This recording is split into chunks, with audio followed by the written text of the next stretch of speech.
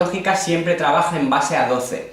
Entonces, si metiéramos a Ofiuco, ya no estaríamos en base 12 y no nos cuadrarían las constelaciones con el zodiaco.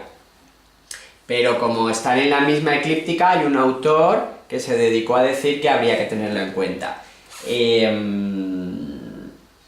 Si realmente hiciera falta tener en cuenta la energía de Ofiuco, entonces estarían mal las cartas astrales. Mi experiencia, la mía y la de todos los astrólogos, es que las cartas astrales funcionan perfectamente, igual que han funcionado hace miles de años cuando crearon la astrología y la fueron descubriendo, siguen funcionando perfectamente. Entonces, los antiguos dioses y astrónomos que sabían mucho tendrían sus motivos para no utilizar Ofiuco, porque realmente no hace falta, las cartas funcionan muy bien, y si la metiéramos habría que reorganizar todos los signos zodiacales, con lo cual no funcionarían las lecturas, ¿vale? Porque siempre que uno estuviera nacido a final de un signo, tendría que considerar que es del siguiente. Sería un desastre, la verdad, hacer eso.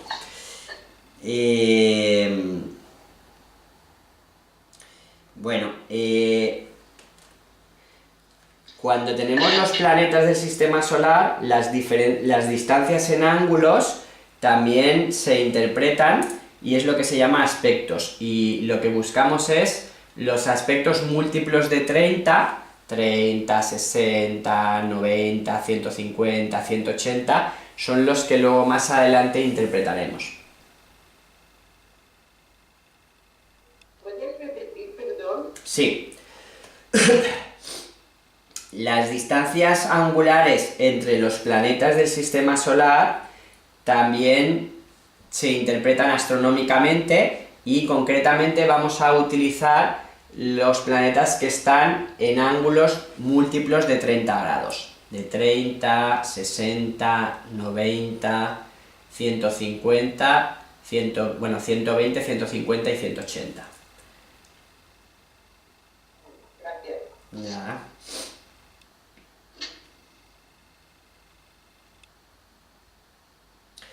Vale, tenemos que también tener en cuenta que es la precesión de los equinoccios.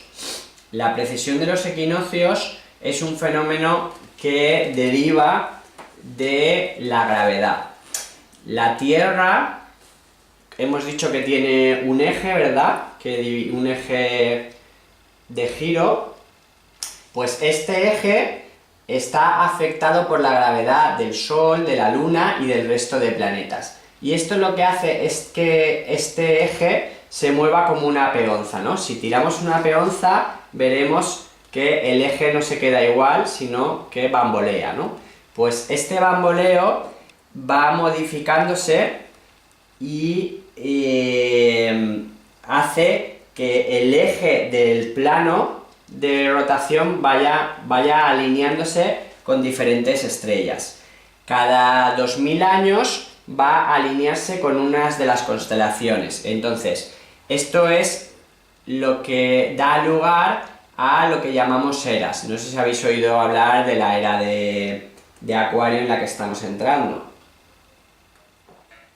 Estamos saliendo de la era de Piscis y entrando en la era de Acuario, y una era tiene que ver con el eje de la Tierra atravesando esa constelación durante 2000 años. Y por precesión de los equinoccios tarda casi 26.000 años en atravesar todo el zodiaco, el eje de la Tierra. Entonces, este fenómeno es muy importante para la astrología maya y para el alineamiento de los templos. Por ejemplo, la Gran Esfinge es un reloj de precesión de los equinoccios para saber en qué equinoccio estamos. La era es muy importante porque nos da el filtro de la evolución espiritual durante 2000 años para toda la humanidad. Es decir, si nosotros estamos saliendo de la era de Piscis, significa que durante 2000 años evolucionamos nuestro inconsciente colectivo a través de la energía de Piscis, y ahora estamos entrando en la evolución de todos a través de la energía acuariana. Por eso estamos volviéndonos científicos. En la era de Piscis éramos místicos, religiosos, Y en la era de Acuario, que es un signo de aire, de mente, de conocimiento, estamos volviéndonos científicos. ¿Podemos predecir matemáticamente en cualquier época en qué era estamos atravesando? Sí, por lo tanto podemos hacer predicciones a una distancia de miles de años. Y eso es lo que hacía el calendario maya, tener en cuenta este ciclo de casi 26.000 años. Podríamos hablar de cambio de paradigma cuando se cambia de era, ¿no? Correcto, exactamente así. ¿Vale?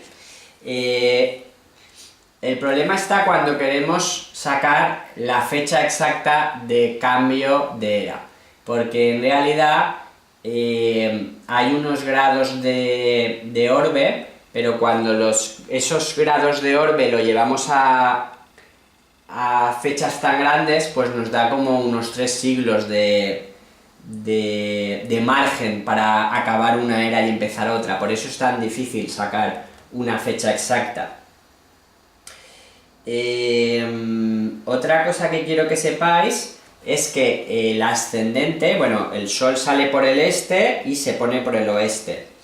El ascendente equivale a la salida del Sol por el este y equivale también a la casa 1. La casa 1 es el principio del ascendente y simbólicamente representa la salida del Sol.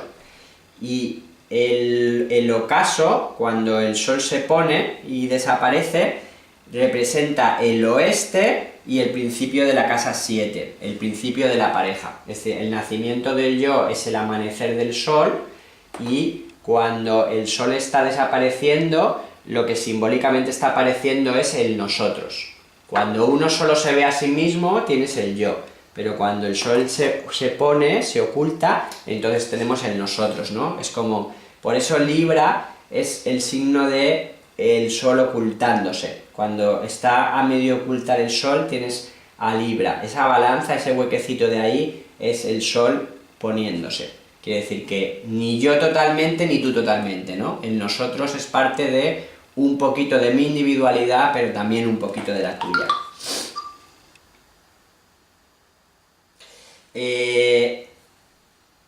Cuando la Tierra está más cerca del Sol, esto se llama perihelio, y cuando está más lejos se llama afelio.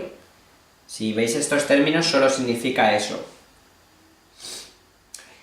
Otro término que quiero que tengamos en cuenta es el de retrogradación. No sé si habéis visto que cuando tenemos los planetas en el gráfico, a veces vemos una R pequeñita con una X, que significa planeta retrógrado.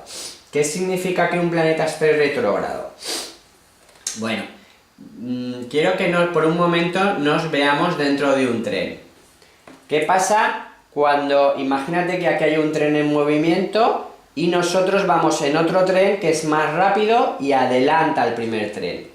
Lo que vamos a ver desde nuestro tren rápido es como el otro tren al que adelantamos aparenta ir hacia atrás. Ese tren que está yendo aparentemente hacia atrás estaría retrogradando. Cuando un planeta retrograda, significa que aparenta ir hacia atrás desde otro. ¿Vale? Y que se podrá directo. Claro, llega un momento que ese aparente movimiento hacia atrás ya no ocurre, y entonces las efemérides pondrán una D y significará que vuelve a estar directo. Entonces, cuando un planeta está retrógrado, si por ejemplo estaba a 21 de Libra, cuando pasa a estar retrógrado, va a 20 de Libra, 19 de Libra, 18 de Libra, 17 de Libra, se pone directo y vuelve a sumar hacia adelante. Entonces, si esto es el gráfico astral y los planetas giran en contra del sentido del reloj, quiere decir que cuando esté retrógrado, girarán en el sentido del reloj. ¿Vale? Es un movimiento aparente, pero que curiosamente sí que hace que el significado se vea modificado y afectado. No funciona igual un planeta cuando está retrógrado a cuando no está retrógrado. El Sol y la Luna nunca pueden estar retrógrados. Mercurio, Venus y Marte son importantes en la retrogradación. Son los 3 más importantes, los lentos.